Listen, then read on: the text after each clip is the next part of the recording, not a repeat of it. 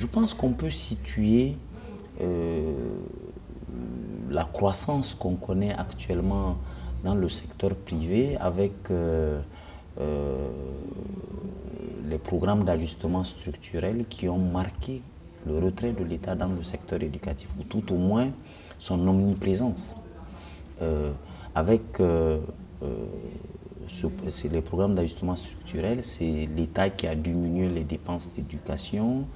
Et puis, il faut dire que concomitamment, il a encouragé le développement d'un secteur privé de l'éducation lui-même, se sentant incapable, au fond, de prendre en charge toutes les demandes d'éducation.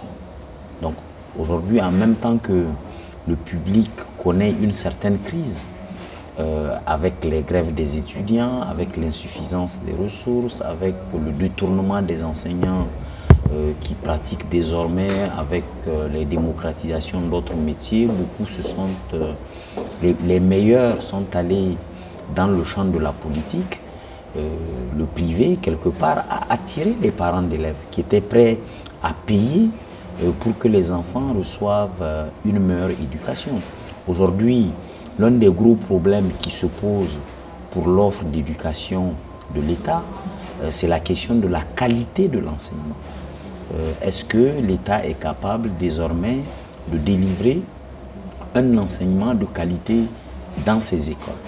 Nous assistons à la remise en cause de la qualité de l'éducation qui est délivrée dans les structures étatiques d'enseignement. Il faut reconnaître quand même que les universités continuent, de ce point de vue, de garder une certaine, disons, une qualité relative par rapport aux universités privées, mais les universités privées se battent pour rester dans les standards publics les plus performants, et il est clair que c'est tout le secteur étatique de l'éducation qui est mis en question et qui est interpellé dans le type de service qu'il délivre.